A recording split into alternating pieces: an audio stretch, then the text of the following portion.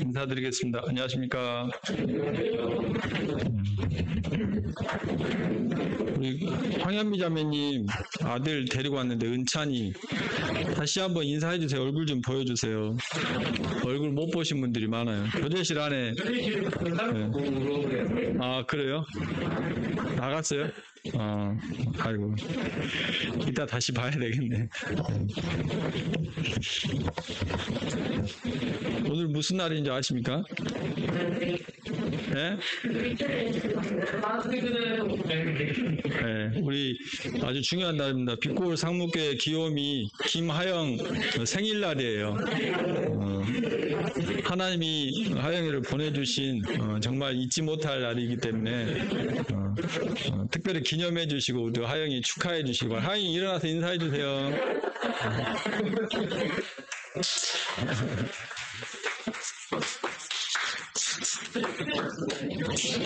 네, 하영이가 없으면 우리가 존재할 이유가 없습니다.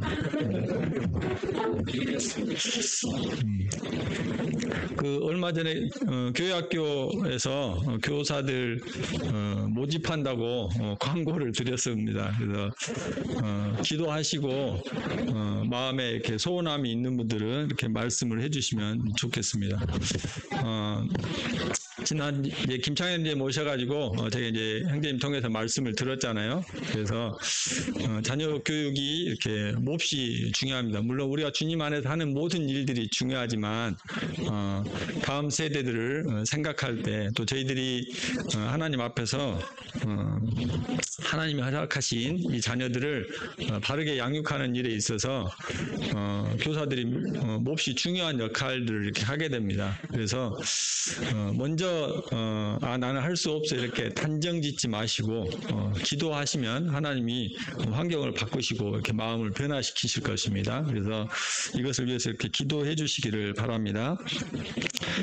그 다음에 오늘이 또 무슨 날인지 아십니까?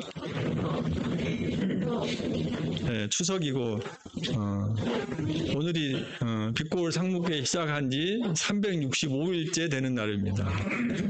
네, 그래서 저희가 이제 1주년 됐잖아요. 첫 돌이잖아요. 그래서 그거 기념하기 위해서 투표를 해서 날짜를 언제 하면 좋을지, 그래서 이제 그것이 바로 이제 비빔밥 데이입니다.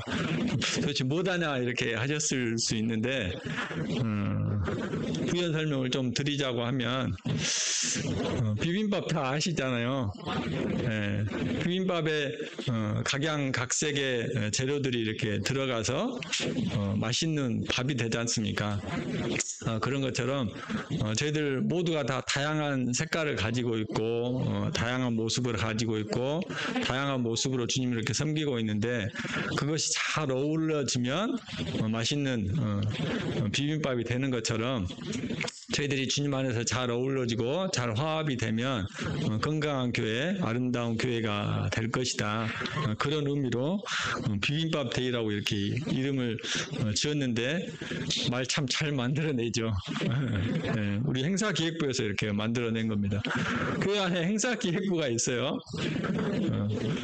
행사기획부가 뭐다냐 하시는 분들이 있을 수 있는데 우리 김정민 형제님, 장희정 자매님, 서홍주 자매님, 우리 안혜원 자매도 들어와 있는데 학생이라 이제 지금 활동을 많이 못하고 있어요. 그래서 일어나서 잠깐 인사해 주세요. 얼굴을 보여주셔야 되니까 잠깐 일어나서 인사해 주세요.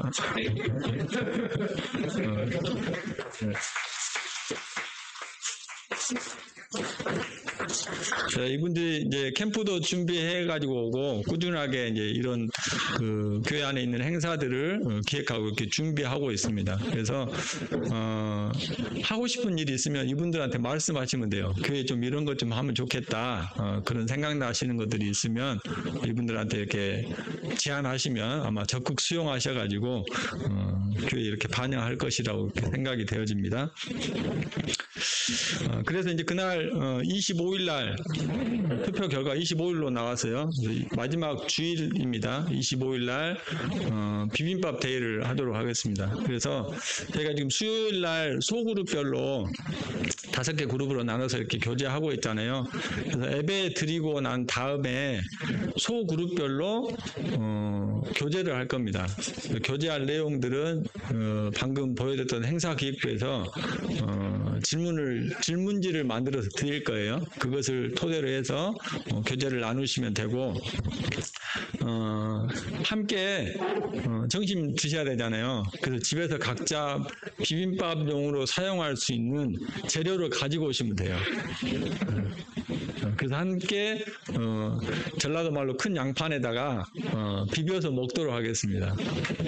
함께 소그룹별로 식사도 하시고 교제도 하고 비빔밥이어야 됩니다. 꼭 또 이제 뭐 경쟁심이 붙어가지고 육회 비빔밥 하신 분들도 있을 수 있을 것 같고 이제 다양한 비빔밥이 나올 것으로 기대가 됩니다. 그래서 교제 식사를 그렇게 해서 하시고 그 다음에 그 후에 애찬 끝나고 나서 이제 교제 나눴던 내용들을 다시 그 소그룹 중에서 한 분이 정리하셔가지고 어떤 교제를 나눴는지에 대해서 교제 나누고 교회 이제 1년 동안 있었던 일들을 대해서 돌아보고 그렇게 하는 시간들을 가지려고 이렇게 계획하고 있습니다. 자세하게 프로그램이 나오면 다시 이렇게 공지를 하도록 하겠습니다. 물 좀 갖다 주세요. 네.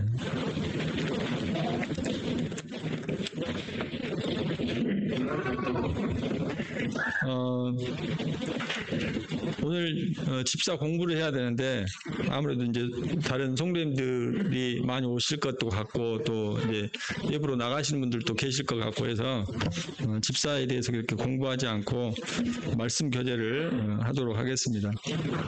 저희가 지금 계속해서 사랑에 대해서 이렇게 교제하고 있잖아요. 사랑하지 않으면 죽는다. 이 주제를 가지고 잘 들리신가요? 마이크가 꺼져 있었네. 네. 사랑하지 않으면 죽는다는 주제를 가지고 교제하고 있는데 그런 생각이 이렇게 들었습니다.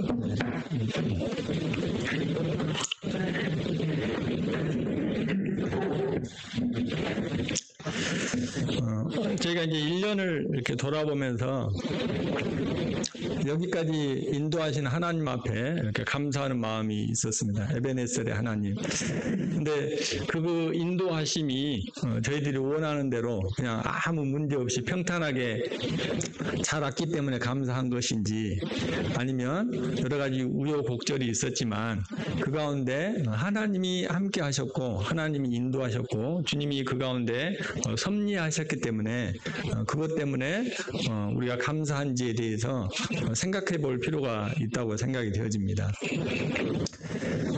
어느 편이십니까? 나는 무엇 때문에 하나님 앞에 감사하고 있습니까? 내가 그동안 1년 동안 무탈하게 잘 지내와서 감사하고 계십니까? 아니면 내가 많은 어려움과 여러 가지 일들이 있었지만 그 가운데 하나님이 나와 함께 하셔서 예수 그리스도가 나와 함께 하셔서 나의 선한 목자가 되셔서 그분이 내 삶을 인도하셔서 그것으로 인해서 감사하고 계십니까? 우리의 감사는 어떤 감사해야 할까요? 이 부분을 이렇게 생각하면서 하나님이 우리 가운데 일하고 계시고 하나님의 임재가 분명하게 드러나고 예수 그리스도가 교회의 머리 되시는 이 진리가 저희들 가운데 확고해지고 분명하면 분명할수록 저희들은 에베네셀의 하나님을 찬양하게 되고 그 하나님 앞에 감사할 수 있을 것이라고 이렇게 생각이 되어집니다. 그래서 이 하나님의 사랑, 하나님은 도대체 왜 저희들을 사랑하시는 거고 하나님은 도대체 얼마나 저희들을 사랑하고 계시는 건가? 하나님이 세상을 창조하실 때 어떻게 하셨죠? 6일 동안 말씀으로 창조하셨잖아요. 하나님이 당신이 하시는 모든 일에 말씀을 가지고 하셔도 아무런 문제가 없습니다. 그렇죠. 그럼에도 불구하고 하나님이 저희들을 사랑하는 일에는 친히 자신의 몸을 들여서 이렇게 사랑을 하셨습니다. 요한일서에 나와 있는 말씀대로 너희가 말과 혀로만 사랑하지 말고 행함과 진실함으로 해라 이렇게 말씀하신 것처럼 이것에 대해서 그냥 명령하시지 않고 친히 당신이 몸소 행함으로 진실함으로 저희들을 사랑한 것에 대해서 말씀을 보여주셨습니다. 그것이 바로 하나님이 육체를 입고 이 세상에 오신 거예요. 예수 그리스도가 인간의 이 제한되어 있는 인간의 몸을 입고 오신 것입니다. 또 그분이 이 세상에 살면서 저희들이 겪어야 될 모든 것들을 몸소 체휼하시면서 저희들의 연약함을 경험하셨습니다. 그리고 저희들이 감당할 수 없는 이 죄의 문제를 친히 십자가에 달리셔서 대신 죽으심으로 그것을 감당하신 거예요. 그래서 하나님은 사랑하는 일에 있어서만큼은 친히 자신의 몸을 가지고 친히 자신의 몸으로 행하는 것들을 보여주셨어요. 이것이 하나님이 저희들 향한 사랑의 기준이죠. 표본이라고 생각이 됩니다. 저희가 이걸 너무 많이 듣잖아요. 너무 많이 알고 있어요. 그러니까 그렇지 하고 그냥 넘어가는 경우가 많은 것 같습니다. 마태복음 10장 31절 말씀 보겠습니다.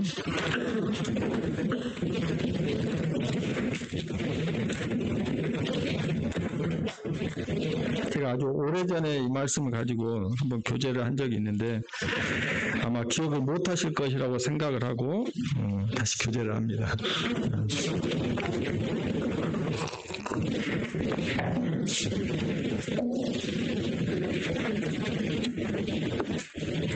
네, 마태복음 10장 30절입니다. 29절부터 보겠습니다. 참새 두 마리가 한 앗사련에 팔리지 않느냐? 그러나 너희 아버지께서 허락하지 아니하시면 그 하나도 땅에 떨어지지 아니하리라. 30절입니다. 너희에게는 머리털까지 다 세신 바 되었나니 두려워하지 말라. 너희는 많은 참새보다 귀하니라. 여기 30절에 저희들의 머리털까지 다 세신 바 됐다 이렇게 말씀하고 있습니다. 저희들의 머리털에 관심이 있는 사람들은 샴푸 회사나 탈모 치료제 이런 것들을 개발하는 사람들 외에는 별로 머리카락에 관심이 없는 것 같아요. 머리카락이 얼마나 신경 쓰고 계십니까? 그 미용사들도 있겠네요. 근데 그 미용사들은 저희들 머리카락 개수에는 별로 마음을 안 두잖아요. 근데 하나님이 저희들의 머리털까지 다 세시고 계신데요. 머리털을 왜 세고 계실까요? 우리 머리털이 몇 개나 된 줄 아세요? 초등학교 5학년 2학기 때 나오는 내용입니다.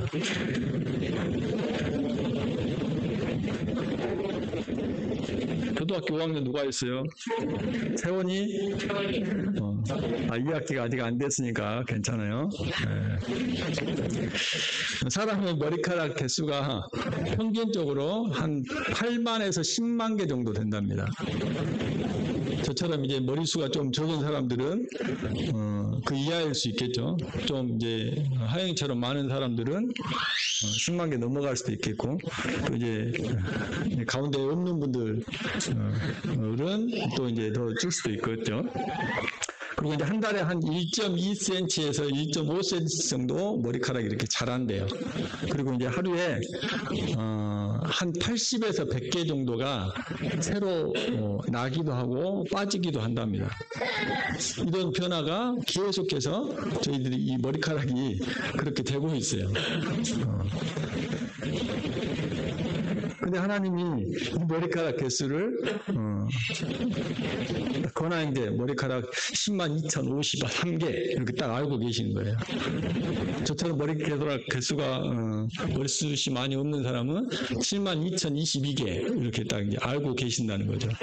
근데 더 놀라운 것은 머리카락이 이제 어느 순간에 빠진지 잘 모르잖아요. 저희들은 이제 머리 감을 때 대부분 이렇게 이제 눈으로 확인이 되니까 아이고 머리가 너무 많이 빠지네 하고 걱정하시지만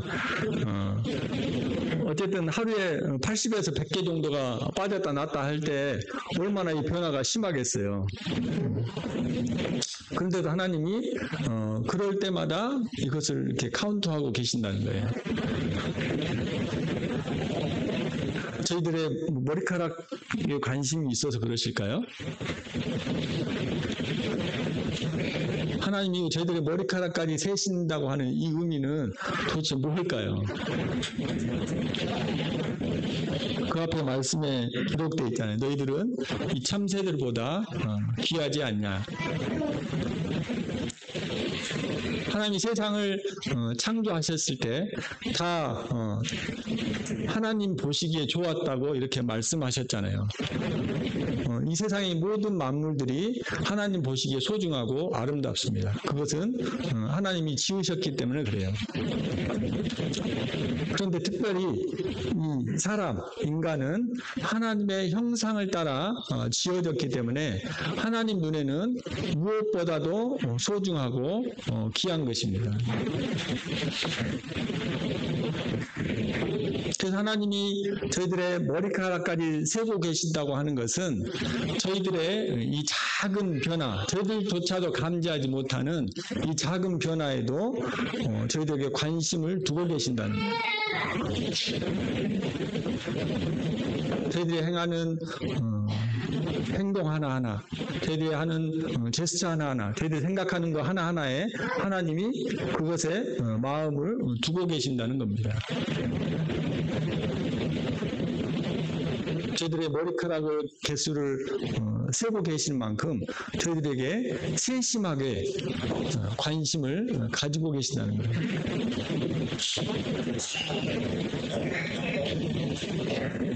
이렇게 하나님이 저희들을 향해서 관심이 많은데, 저희들을 향해서 온갖 시선이 다 저희들에게 있는데, 저희들이 하나님 앞에 찬양하게 될 때 하나님 이것을 얼마나 귀 기울여서 들으시겠습니까?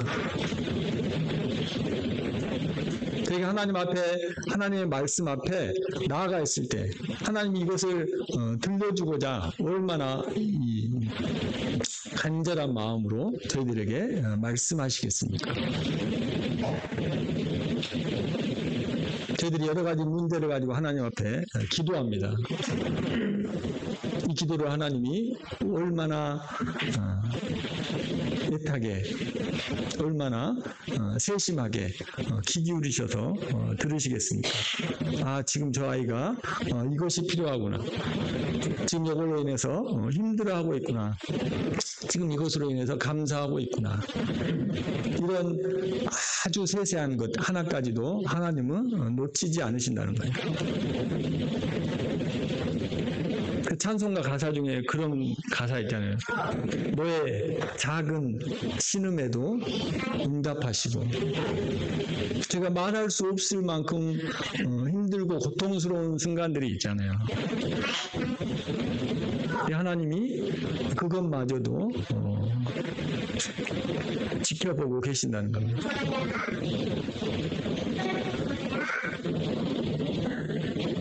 하나님은 이처럼 저희들에게서 눈을 뗄 수가 없어요.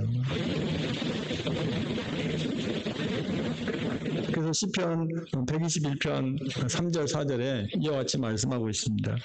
너를 지키시는 이가 졸지도 아니하신다. 졸지도 아니하시고 주무시지도 아니하신다. 여기 빛고로 장목교회 지금 카톡방에 들어와 있는 분이 한 94명 돼요. 아마 그쪽 이쪽 저쪽 될 것 같아요. 이 94명의 머리카락 개수를 세고 있는데도 얼마나 이렇게 집중해서 보셔야 되겠어요.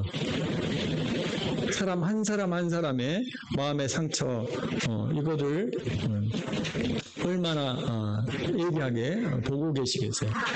한 사람 한 사람의 기도를, 한 사람 한 사람의 찬양을 얼마나 하나님 귀 기울여서 들으시겠어요.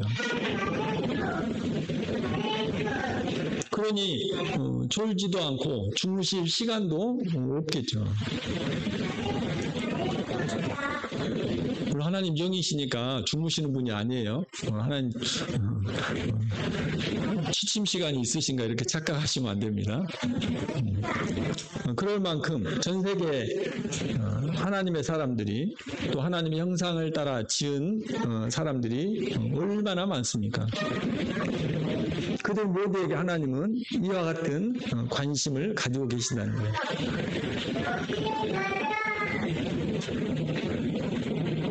이것이 하나님이 저희들을 향한 사랑의 표현이라고 생각이 되어집니다.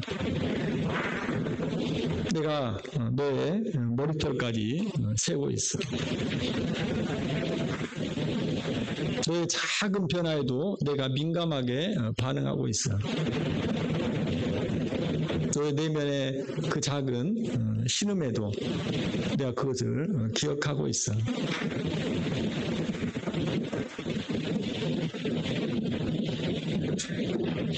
그래서 여호와는 나의 목자시니 내가 부족함이 없다고 다윗이 이 사실을 알고 그렇게 고백할 수 있었던 것 같습니다.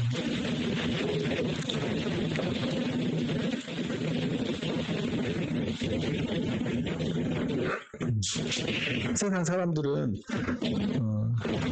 누구나 다 사연 없는 사람이 없고 스토리 없는 사람이 없어요. 물론 이제 이야기를 들어보면 저 사람은 정말 힘들었겠다 이런 분들이 많죠. 그리고 이제 대부분 평범한 삶을 사는 사람들은 그다지 많지 않더라고요. 그리고 누구나 다 저희들은 완전한 사람들이 아니기 때문에 의도치 않게 남들에게 상처를 주고 아픔을 주고 그렇게 살아가고 있는 것 같아요.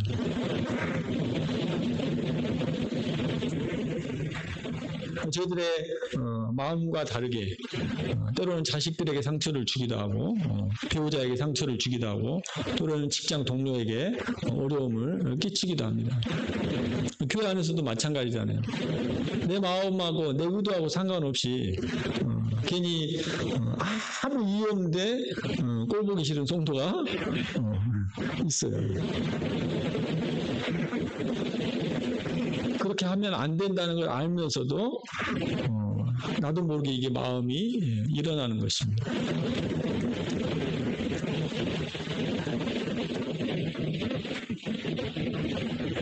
하나님이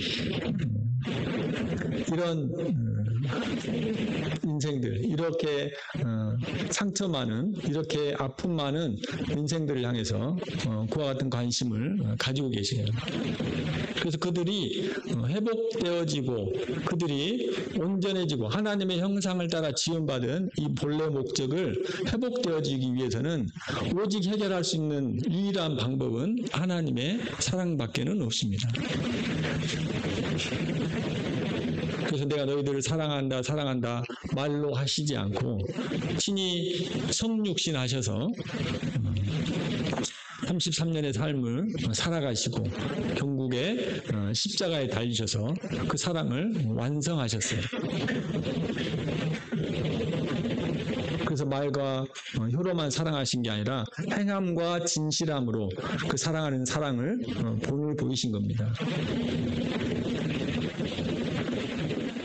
그 하나님의 사랑이 저희들을 지금 이 자리에 있게 한 거잖아요. 그 하나님의 사랑이 저희들을 지금 회복해 가고 계시잖아요. 그 하나님의 사랑이 저희들로 감동케 하시잖아요. 그 하나님의 사랑이 저희들로 이제 미워했던 그 사람들을 사랑할 수 있는 힘을 주십니다. 그 하나님의 사랑이 저로 하여금 봉사하게 합니다. 그 하나님의 사랑이 저로 하여금 하나님에게 담대하게 입을 열어서 감사하게 합니다.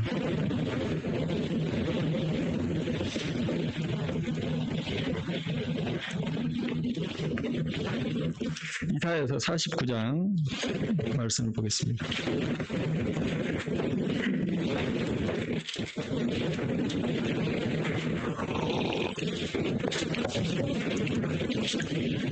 이사야서 49장 15절입니다. 구약성경 1029페이지입니다.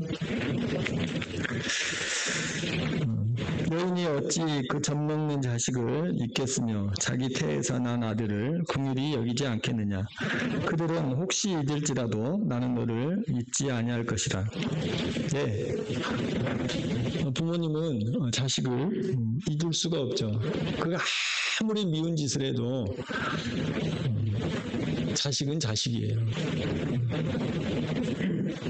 도저히 잊을 수가 없습니다. 근데 이 사랑의 표현 방법을 잘 몰라서 저희가 그동안 잘못된 사랑을 많이 해왔던 것도 사실인 것 같습니다. 그래서 여기 자녀된 분들은 우리 부모님이 나에게 잘못된 사랑을 한 것에 대해서 본심이 그게 아니라는 것을 알으셨으면 좋겠어요. 마음만은 정말 사랑하고 있는데 이걸 어떻게 표현해야 될지를 모르니까 그래서 때로는 과잉 보호를 하기도 하고 무절제한 사랑을 하기도 하고 조건적인 사랑을 하기도 하고 그랬던 겁니다. 저희가 완전하지 않기 때문에. 다만 부모님들이 여러분들을 사랑하고 있다는 것은 잊지 마세요. 부모님들도 마찬가지입니다. 이제 자녀들에게 내가 이 사랑하고 있는 것을 자녀들이 용납하고 이해하고 받아들일 수 있게 사랑하시는 법을 이제 새롭게 훈련하셨으면 좋겠어요. 그것이 뭐였어요? 능력을 부여해 주는 사랑. 너는 이거 참 잘하는구나. 잘한다 해주세요. 격려해 주세요. 객관적으로 보면 잘하는 게 없어 보여요. 저도 솔직히 그렇습니다. 저희 자식을 보면 칭찬을 해주긴 해줘야 될 것 같은데 어떻게 하지? 이런 생각이 들 때가 많아요. 학교 선생님들의 고민이 한 가지 있는데 이제 마지막에 이렇게 결과 평가서를 이렇게 쓰잖아요. 뭐 생활 태도라든지 뭐 성적 이것에 평가서를 쓰는데 가장 고민스럽대요. 그러니까 아이들마다 잘하고 있는 특색 있는 것들을 칭찬을 해줘야 되는데 격려해줘야 되는데 이제 그렇게 잘하는 아이들이 있겠죠. 근데 그렇지 않은 아이들이 있어요. 그냥 너무 평범하고 이렇게 잘하는 것이 없어 보이는 아이들이 있대요. 근데 그럼에도 불구하고 그것을 찾아내서 해줘야 된다는 거예요. 이 아이는 특별한 재능이 없어 이렇게 써서 보내면 부모들이 그거 확인하고 어떤 생각이 들겠어요?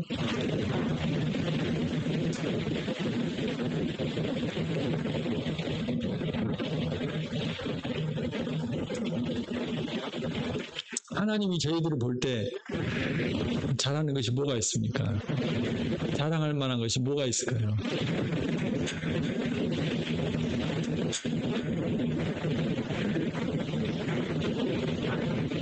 그럼에도 불구하고 하나님은 저희들을 향해서 나의 사랑, 나의 어여쁜 자라고 말씀하시잖아요. 내가 너를 보석같이 여긴다고 말씀하시잖아요. 저희를 위해서 목숨을 버려주셨잖아요. 저희가 그럴 가치가 있거나 그런 모습이 한 터럭이라도 있습니까? 정말 일도 없는 사람들이잖아요. 그런데도 하나님은 저희들의 모습을 사랑하셨습니다. 그리고 격려하시고 저희들을 회복하셨어요.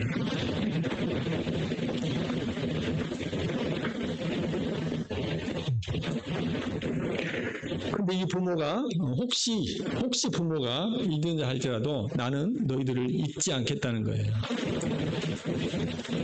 그리고 16절입니다. 내가 너를 손바닥에 새겼다 이렇게 말씀하고 있어요.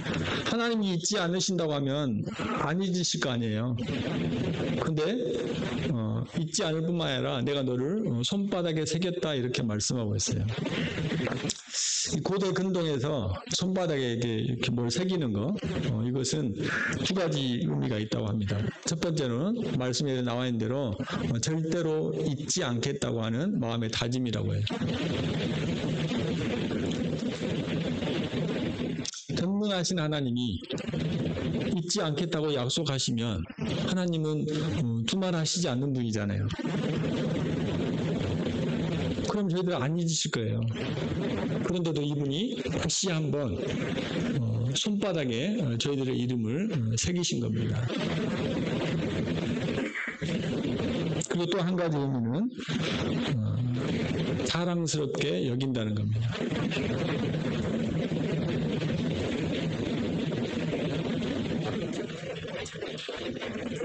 내가 너를 잊지 않을 뿐만 아니라 내가 너를 자랑스럽게 여기고 있어. 내가 너를 볼 때마다 마음이 흐뭇해. 내가 너를 볼 때마다 기쁨을 이길 수가 없어. 내가 너를 볼 때마다 다른 사람들에게 사랑하고 싶어. 내가 사랑하는 자야. 내 아들이야. 내 자녀야. 네가 나를 얼마나 기쁘게 하는지를 몰라. 네가 나를 얼마나 행복하게 하는지 몰라.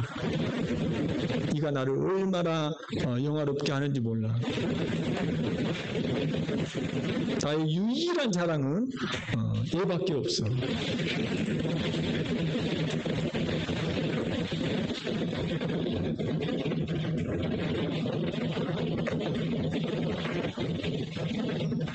다시 한번 말씀드립니다.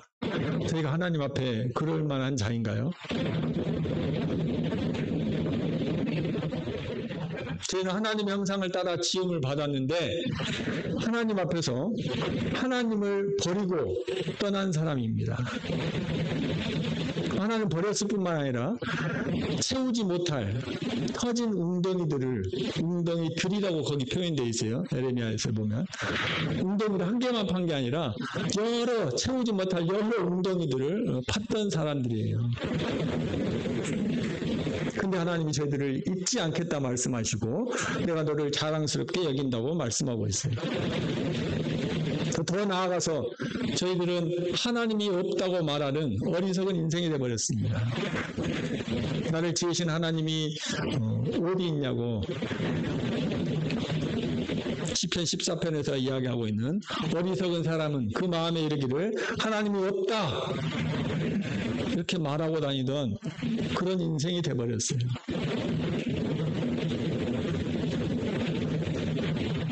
이런 자식을 자랑할 수 있겠어요? 예를 들어 제 자식이 어디 나가서 제 아버지는 없어요. 그분이 저를 태어나게는 했지만 아버지가 아니에요. 아버지를 할 수가 없어요. 이런 말 하고 다닌다고 생각해 보세요. 제가 그 이야기를 들었다고 생각해 보세요.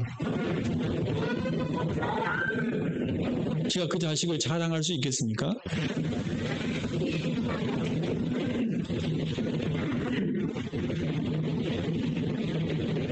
그런데 사랑의 하나님이 그런 저희들을 끌어안으시고 내가 너를 절대 잊지 않을 거야. 내가 너를 손바닥에 새겼어.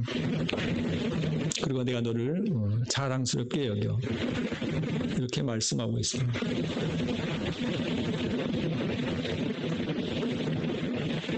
제가 우리가 계속해서 로마서 공부하고 있죠. 로마서 1장 말씀 보겠습니다.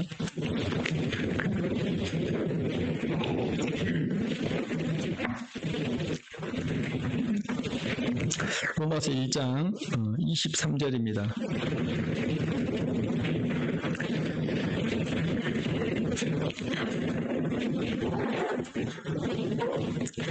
썩어지지 아니하는 하나님의 영광을 썩어질 사람과 새와 짐승과 기어다니는 동물 모양의 우상으로 바꾸었느니라. 예. 나를 지으신 하나님을, 그 영광의 하나님을, 썩어지지 아니할 영원한 참 영광의 하나님의 그 모습을 썩어져 버릴 새와 짐승과 동물 모양의 우상으로 바꾼 자들이에요.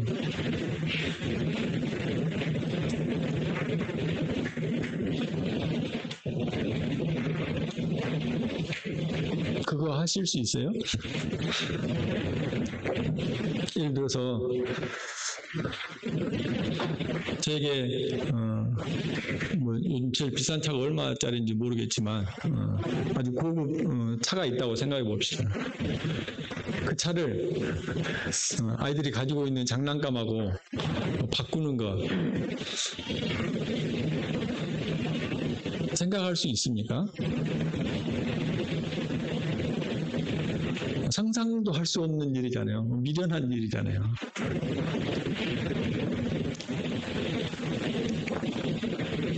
근데 저희들은 썩어지지 아니할 하나님의 영광을 이 썩어져 버릴 것과 바꾸어 버렸습니다.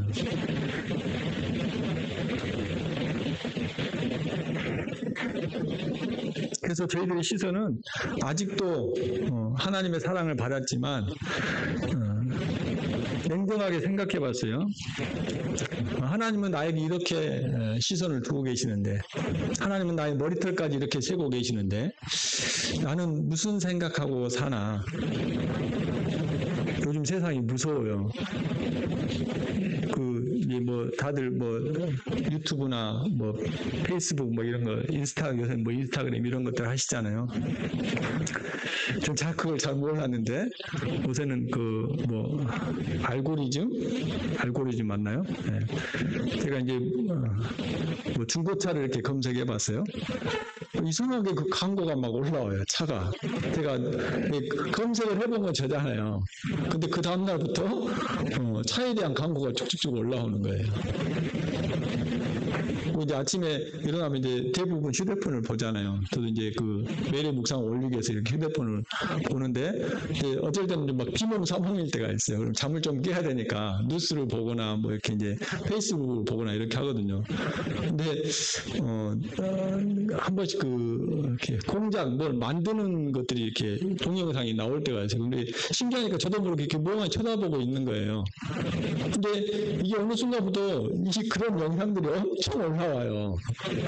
희한하다. 왜 계속 올라오지? 근데 알고 보니까 그것 때문에 그런 거예요. 제가 어느 것에 시간을 많이 허비하고 있는지를 얘가 인지를 하는 거예요. 또 거기에 관심 있는 것들을 계속해서 올려주는 것 같아요. 제가 무서운 생각이 들었어요.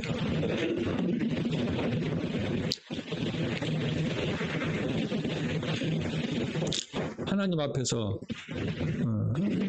나의 시선을 어디에 두고 있는지, 내 생각을 어디에 두고 있는지, 어디에다 하나님은 저의 머릿살까지 이렇게 세고 계시는데, 이렇게 관심을 가지고 계시는데, 그 사랑을 받은 나는 어디에다가 시선을 두고 있는지 참 이렇게 부끄러워졌습니다.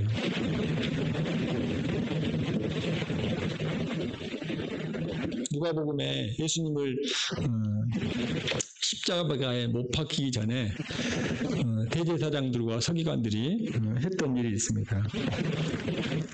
잠깐 살펴볼까요? 누가복음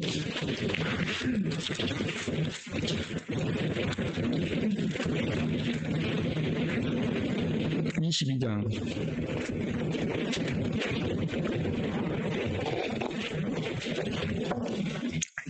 22장 1절입니다.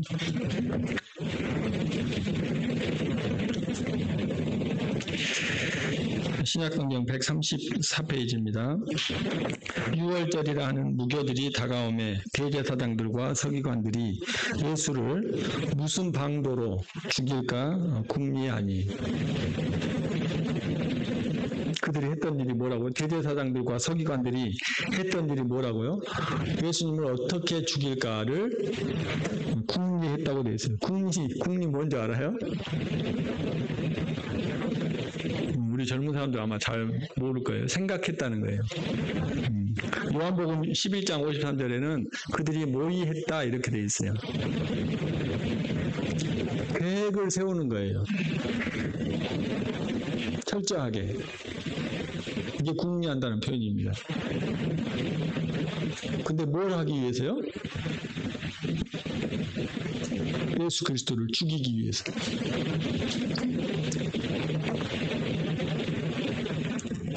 근데요, 예수님은 어떤 궁리를 하셨을까요?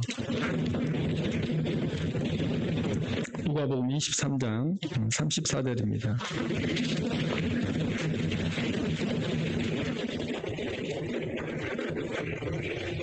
자신을 죽이려고 궁리하고 있는 이 사람들 향해서, 자신을 죽이려고 모여하고 있는 이 사람들을 향해서 예수님은 이렇게 아버지께 기도합니다. 아버지, 저들을 사하여 주옵소서.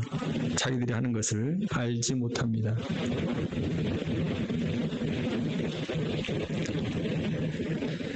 그냥 사람으로 생각할 때 이분 정상인이 아닌 것 같아요.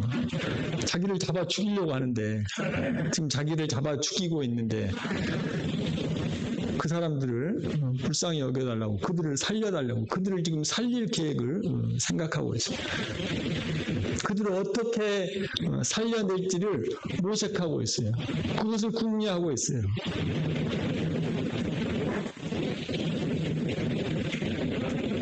그리고 저들도 살리는 길이 내가 십자가에 달려서 저들이 죄를 사하는 것밖에 없다는 걸 아시고 십자가에 자신의 몸을 내어주셨습니다. 네, 하나님의 사랑은 이렇게 저희들과 극명하게 다릅니다. 하나님의 시선과 저희들의 시선이 이렇게 극명하게 달립니다.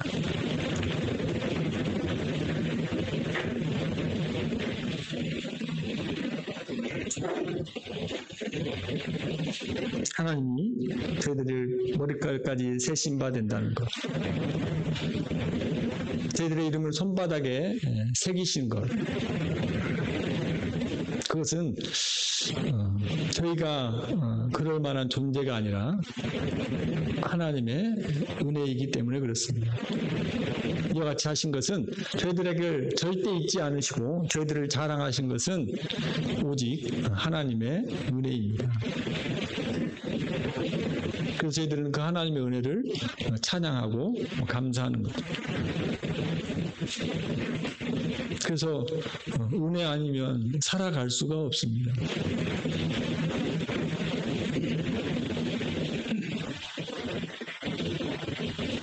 그 하나님의 사랑이 저희들을 강권하고 계십니다. 그 하나님의 사랑이 저희들을 붙들고 계십니다. 이제 여러분들은 이제 제가 뭐 정확하게 알 수 없지만 이제 많은 상처들이 치유됐을 것이라고 생각이 되어집니다. 주님의 사랑으로 치유된 사람들은 이제 저희들은 백신을 맞은 사람들과 똑같아요. 백신 아시죠? 백신을 맞으면 이제 항체가 생기잖아요. 그걸 견뎌낼 수 있는 힘이 생기잖아요. 그것을 위해서 하나님이 지금까지 저희들에게 이 사랑을 부어주셨습니다. 그 어쩌면 그런 것들을 경험하게 하셨을지도 모르겠어요. 그럼 어떻게 해야 되겠어요? 이제 나는 백신 맞았으니까 괜찮아. 이러고 끝나야 될까요? 저희들 주위에 저들과 같이 상처를 겪는 사람들이 또 있을 것입니다. 그들에게 어떻게 하면 회복될 수 있는지, 어떻게 하면 어떻게 해서 내가 하나님의 사랑으로 회복되어졌는지 이런 것들을 나누시면 좋겠습니다. 그 저희들 안에서 이제 이 하나님의 사랑이 흘러 넘쳐야 되지 않겠습니까? 흘러 넘치는 교회가 돼야지만이 저희들이 이곳에 모여 있는 것에 의미가 있습니다.